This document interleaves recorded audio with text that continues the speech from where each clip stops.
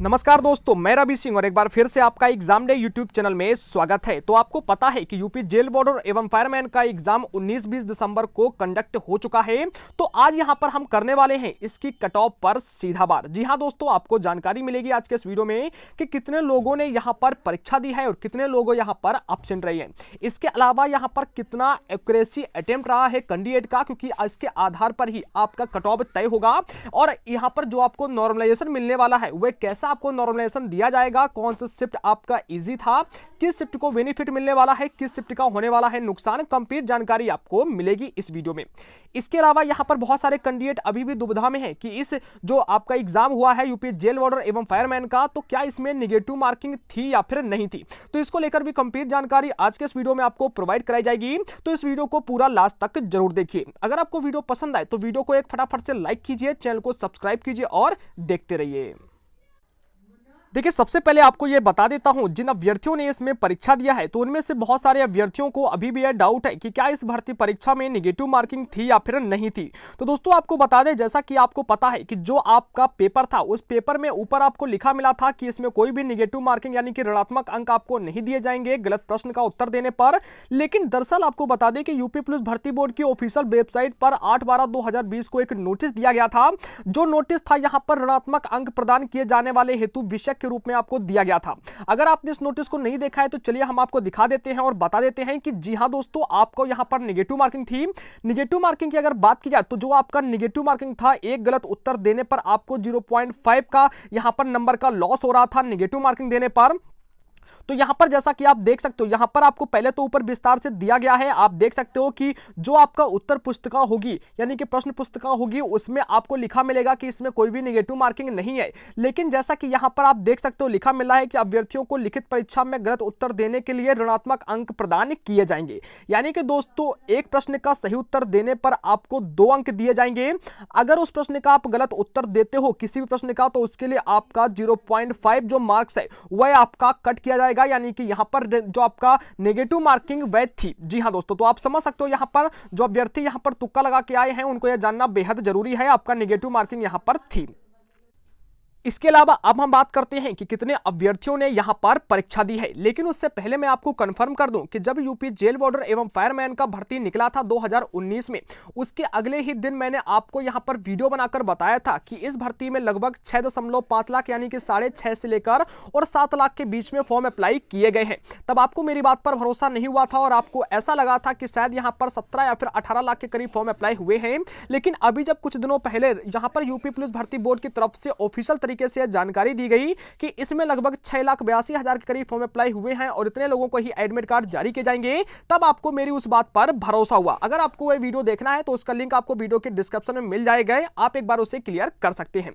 इसके बाद अब जरा यहां पर आपको क्लियर तरीके से बता देते हैं कि कितने अभ्यर्थियों ने यहां पर इस परीक्षा को दिया है। तो सबसे पहले अगर हम बात करें 19 दिसंबर को हुई परीक्षा की, आपको पता होगा कि फर्स्ट एंड सेकंड शिफ्ट में यह परीक्षा कंडक्ट कराई गई हर एक दिन, ठीक है, 19 और 20 दिसंबर को। तो यहां पर 19 दिसंबर को जैसे ही आपका एग्जाम कंप्लीट होता है उसके बाद 20 दिसंबर को न्यूज़पेपर में आपको खबर यह जानने को मिलती है कि लगभग 50% अभ्यर्थियों ने ही परीक्षा को दिया है, 50% अभ्यर्थियों ने परीक्षा को छोड़ा है। लेकिन अब आप ये कंफ्यूज मत होइए कि यहां पर केवल और केवल 50% अभ्यर्थी ही परीक्षा में शामिल हुए हैं, क्योंकि दोस्तों जो न्यूज़पेपर ने आपको जानकारी दिया है वह केवल और केवल किसी एक डिस्ट्रिक्ट का जानकारी है, ठीक है। ओवरऑल जो भी यहां पर उत्तर प्रदेश में सेंटर बनाए गए थे सभी सेंटर का जानकारी नहीं दिया है उन्होंने, ठीक है, अपने डिस्ट्रिक्ट को कवर करके वहां पर जानकारी दिया है। लेकिन यहां पर हम आपको बता दें, हो सकता है कि उनका जो डिस्ट्रिक्ट होगा जिस न्यूज़पेपर ने यहां पर खबर दी आपको उसमें 50% सेंटर में अभ्यर्थी शामिल हुए होंगे। कोई और अगर डिस्ट्रिक्ट का सेंटर होगा तो वहां पर हो सकता है कि 60% अभ्यर्थी शामिल हुए होंगे। तो ऐसा करके मैं आपको पूरा डिटेल यहां पर बता देता हूं। इसके बाद दोस्तों जो 19 दिसंबर के बाद जो 20 दिसंबर का पेपर था उसका भी हाल कुछ ऐसा रहा। हालांकि 20 दिसंबर को ज्यादा से ज्यादा अभ्यर्थी यहां पर पहुंचे थे परीक्षा देने के लिए। तो अब जरा मैं आपको यहां पर एक एवरेज के अनुसार बता देता हूं, तो आपको यह जानना बेहद खुशी होगी यहां पर अगर आपने इसमें फॉर्म को अप्लाई किया है कि लगभग इसमें 3.5 लाख से लेकर और लगभग 4 लाख के बीच में अभ्यर्थियों ने केवल और केवल परीक्षा दिया है। लगभग 2.5 लाख से लेकर और 3 लाख के करीब जो अभ्यर्थी हैं उन्होंने इस परीक्षा को छोड़ा है। बिल्कुल एक्यूरेट डाटा यहां पर हम आपको बता रहे हैं। अगर आपको भरोसा नहीं है तो यहां पर अब आपका आगे का जो प्रोसेस होगा उसमें आपको संपूर्ण जानकारी जानने को मिल जाएगी कि मैं आपको सही जानकारी दे रहा था या फिर गलत दे रहा था। यह आपकी जानकारी के लिए है, कोई नुकसान यहां पर आपका नहीं होने वाला है। तो लगभग 3.5 लाख से लेकर और लगभग यहां पर 4 लाख के बीच अभ्यर्थियों ने ही यहां पर परीक्षा को दिया है। इसके बाद अब जरा यहां पर आपको बता देते हैं कि किस शिफ्ट को ज्यादा यहां पर फायदा मिलने वाला है। बहुत ही सटीक डाटा यहां पर निकलकर सामने मेरे पास आया है, तो जरा आपको बता दे। देखिए आपका यहां पर 19 दिसंबर का कितना शिफ्ट था, एक फर्स्ट शिफ्ट हो गया और सेकंड शिफ्ट हो गया, सभी को मैं यहां पर कंप्लीट करके चलूंगा।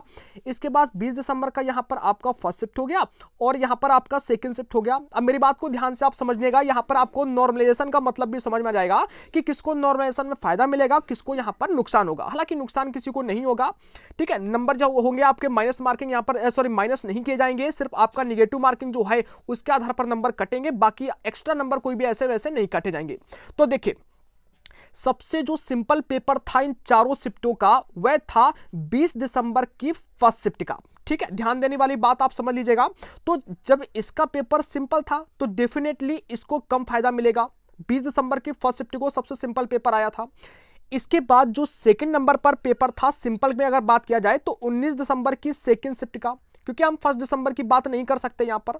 सबसे सिंपल पेपर था 20 दिसंबर के फर्स्ट शिफ्ट का, उसके बाद था 19 दिसंबर की सेकंड शिफ्ट का, उसके बाद जो यहां पर आपका तीसरा नंबर आता है, तीसरा नंबर आपका आता है 20 दिसंबर की सेकंड शिफ्ट का, ठीक है। तो 20 दिसंबर की सेकंड शिफ्ट में इसके बाद सिंपल पेपर था और जो सबसे टफ पेपर माना जाएगा वह है आपका 19 दिसंबर की फर्स्ट शिफ्ट का। तो आप ये समझ चुके होंगे, नंबर 1 पर आपका 20 दिसंबर की फर्स्ट शिफ्ट है, नंबर सेकंड पर है आपका 19 दिसंबर का सेकंड शिफ्ट, इसके बाद थर्ड नंबर पर है 20 दिसंबर का सेकंड शिफ्ट और जो फर्स्ट नंबर फोर्थ नंबर पर है वह है 19 दिसंबर का फर्स्ट शिफ्ट। तो सबसे ज्यादा जो नॉर्मलाइजेशन का फायदा मिलेगा वह 19 दिसंबर की फर्स्ट शिफ्ट को मिलने वाला है। उसके बाद उससे कम फायदा मिलेगा जो आपका 20 दिसंबर की सेकंड शिफ्ट है, उसके बाद फिर 19 दिसंबर की सेकंड शिफ्ट को, इसके बाद सबसे कम फायदा मिलेगा या फिर बोला जाए कि सिर्फ थोड़ा ही मार्क मिल सकता है जो आपका नॉर्मलाइजेशन होगा वह आपका 20 दिसंबर की फर्स्ट शिफ्ट को, ठीक है। तो ये आप समझ चुके होंगे, आप खुद अगर आपने पेपर देखा होगा तो आप खुद इस चीज को समझ सकते हैं। इसके बाद अब यहां पर बात करते हैं कितना औसत अटेम्प्ट रहा, यानी कि एक्यूरेसी अटेम्प्ट यहां पर जान लेना आपके लिए बेहद जरूरी है, जो आपकी कट ऑफ को तय करेगी। तो यहां पर देखिए जो मेरे पास डेटा आया है उसके अनुसार जो आपके एक्यूरेसी अटेम्प्ट रहा है वह रहा है 103 क्वेश्चन से लेकर 110 क्वेश्चन के बीच में। मैं आपको नंबर नहीं बता रहा, मैं आपको यहां पर क्वेश्चन बता रहा हूं, ठीक है। नंबर के बारे में हम बाद में बात करेंगे। तो यहां पर जो आपका औसत अटेम्प्ट रहा है बच्चों का वह 103 क्वेश्चन से 110 क्वेश्चन के बीच में रहा है 120 मिनट का टाइम में। अब अगर आपको यह डाउट लगता है कि यहां पर औसत अटेम्प्ट क्या होता है तो मैं आपको बता दूं। जैसे कि दो बच्चे हैं अपना एग्जाम देने के लिए पहुंचे, पहले बच्चे ने क्या किया कि यहां पर 130 क्वेश्चंस को अटेम्प्ट किया है, ठीक है, इतने क्वेश्चन को सॉल्व किया है। दूसरा जो बच्चा है उसने यहां पर केवल और केवल 90 क्वेश्चंस को ही सॉल्व कर पाया है 120 मिनट के टाइम पर, जो भी रहा हो। अब इन दोनों को अगर मिला दिया जाए तो यहां पर हो जाएगा 2 से 20, ठीक है। अब 2 से 20 हो गया, अब कितने बच्चे थे, 2 बच्चे थे, तो इसमें 2 का डिवाइड हो जाएगा तो कितना आ गया 110।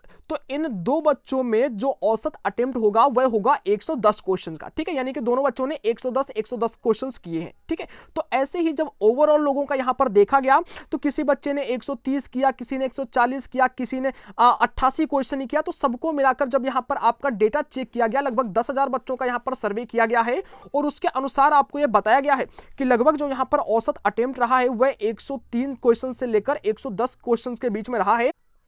तो यदि आपने इसमें एग्जाम दिया है तो आपको यहां पर बहुत बड़ा बेनिफिट अब मिल सकता है, वह इसलिए क्योंकि यहां पर जो एक्यूरेसी अटेम्प्ट रहा है बहुत ही कम रहा है और जिसको देखते हुए जो आपका कट ऑफ होगा, पहले जो अनुमानित किया जा रहा था बहुत ही हाई जाने का, वह इतना अब हाई नहीं जा पाएगा। हालांकि जो आपका यूपी पुलिस जैसा कट ऑफ था कुछ वैसा ही रहने वाला है, लेकिन कट ऑफ के ऊपर जो पूरा वीडियो होगा उसके लेकर हमारे तरफ से एनालिसिस किया जा रहा है और बहुत जल्दी 1 या 2 दिन के बाद ही आपको यहां पर बिल्कुल सटीक कट ऑफ का जो डाटा होगा अनुमानित आपको यहां पर देखने को मिल जाएगा। तो दोस्तों जो यहां पर जानकारी प्रोवाइड करेगी बिल्कुल यहां पर 99% बिल्कुल सत्य जानकारी थी, जैसा कि यहां पर डाटा हमारी तरफ से कलेक्ट किया गया है। अगर आपको यकीन नहीं तो आने वाले कुछ समय बाद आप खुद ही देख लीजिए कि जो हमारी तरफ से बताया जा रहा है पिछले 3 साल से कोई भी बात हमारी गलत साबित नहीं हुई है। दोस्तों अगर जानकारी पसंद आई हो तो प्लीज वीडियो को लाइक कीजिए, चैनल को सब्सक्राइब कीजिए और धन्यवाद।